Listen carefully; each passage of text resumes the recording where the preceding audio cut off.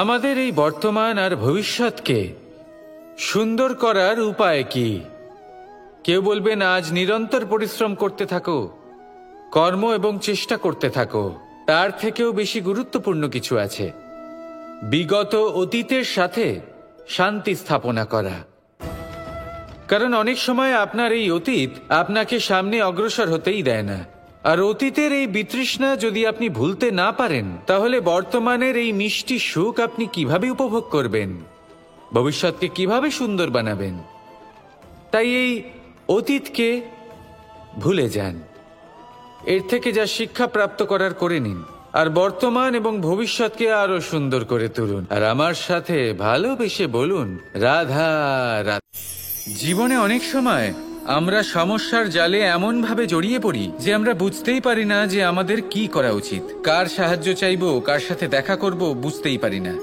অনেক সময় এমন হয় যে সমস্যা আমাদের থেকে শুরু হয় না, অন্য কারোর থেকে শুরু হয়। অনেক সময় এই সময় এমন খেলা খেলে যে আপনি সেই সমস্যায় ফেঁসে যান। কিন্তু সমস্যা যেখান থেকেই শুরু হোক না কেন, সেই সমস্যার সমাধান আপনাকে করতেই হবে। অনেক সময় মানুষ এমন বলেন, আমার অতীত এত বাজে, সেটা শুধরে কি হবে?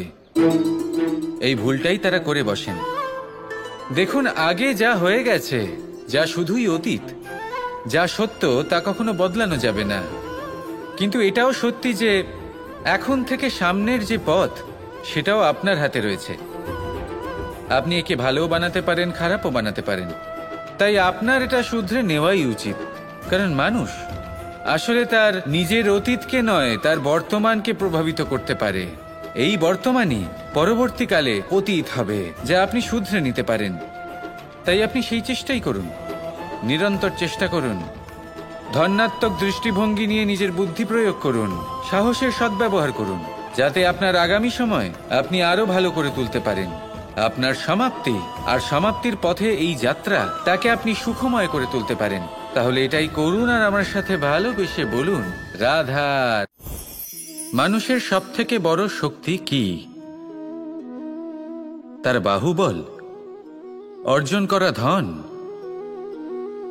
নাকি তার পেছনে দাঁড়িয়ে থাকা তার সমর্থক বা প্রশংসকদের দল, নাকি ঈশ্বরের আশীর্বাদ? সেটা কি? মানুষের সবথেকে বড় শক্তি হলো একটাই, আর তা সকলের মধ্যে আছে। আর তা হলো তার নিজের অস্তিত্ব, যা অন্য কারোর মধ্যে নেই। সংসারে অনেক লোক রয়েছেন, কিন্তু কেউ আপনার মতো নন।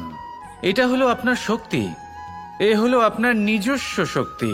দুর্ভাগ্যবশত বেশিরভাগ মানুষ এটা বুঝতে পারেন না, নিজের শক্তিকে চিনতে পারেন না। কিন্তু যদি আপনি চিনতে পারেন, তাহলে আপনি নিজের অন্তরে অনুভব করবেন একটা অসীম শক্তির অস্তিত্ব। যে সাফল্যের পথে আপনি চলছেন, আপনি দেখবেন যে এই সাফল্যের দ্বার নিজে থেকেই খুলে গেছে। শুধু প্রয়োজন হলো নিজের এই শক্তিকে চিনে নেবার, নিজের এই বিশেষত্বকে বোঝার। কারণ এই যে আপনার বিশেষত্ব, এ কোনোদিনও আপনার থেকে দূরে চলে যাবে না, চিরকাল আপনার সাথে জড়িত থাকবে।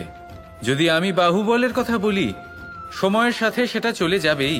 যদি কথা বলি অর্জিত ধনের, তাহলে সময়ের সাথে সেটাও চলে যাবে। মিত্র, পরিবার, বন্ধু, আশীর্বাদ, এই সব কিছু আপনার থেকে দূরে চলে যেতে চলেছে, সেটা আপনিও জানেন। কিন্তু এই যে আপনার অস্তিত্ব, আপনার বিশেষ শক্তি, যা শুধু আপনার সাথে আছে, তা চিরকাল আপনার সাথেই জুড়ে থাকবে।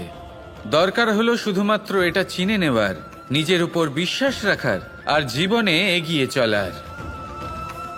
আপনি যদি এটা করেন, তাহলে সবাই এটা দেখে আপনার থেকে শিক্ষা নেবেন। অমৃত আসলে কি? আমরা সবাই জীবনে অমৃত লাভ করতে চাই, কিন্তু এই অমৃত আসলে কি? এ কি অমরত্ব লাভ করার কোনো মন্ত্র, নাকি সামনে এগোনোর কোনো পথ? নাকি অমৃত সেই রস যা অসুর আর দেবতারা সমুদ্র মন্থন করে লাভ করেছিলেন?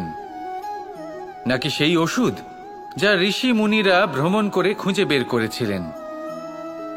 অমৃত যদি কিছু হয়, তাহলে তা হলো আশা।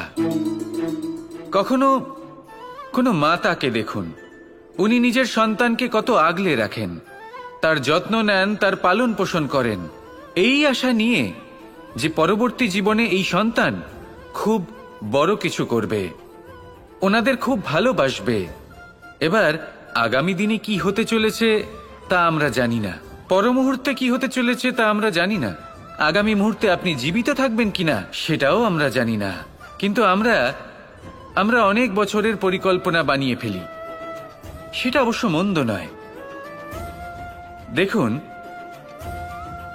জীবন যাপন করার এই আশা, এটাই ভবিষ্যতের আধার হতে পারে। তাই এই আশা হলো গুরুত্বপূর্ণ, তাই একে নিজের সাথেই রাখুন। কথায় আছে যে যে ব্যক্তি নিরাশ হয়ে পড়েন, যার মধ্যে কোনো আশা বাকি থাকে না, তিনি হয়তো বেঁচে আছেন কিন্তু একটা মৃত জীবন যাপন করছেন। তাই এই আশার সঙ্গ কখনো ত্যাগ করবেন না, একে চিরকাল নিজের সাথেই রাখুন। জীবন আনন্দময় হয়ে উঠবে, আর এই হৃদয় তা ভালোবেসে বলবে রাধা রাধা।